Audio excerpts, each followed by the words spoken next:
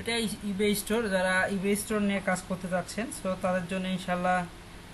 কিছুটা হলো হেল্প হবে, যে আসলে ইবে স্টোর নিয়ে কিভাবে কাজ করলে আপনারা কিভাবে কি করতে পারবেন।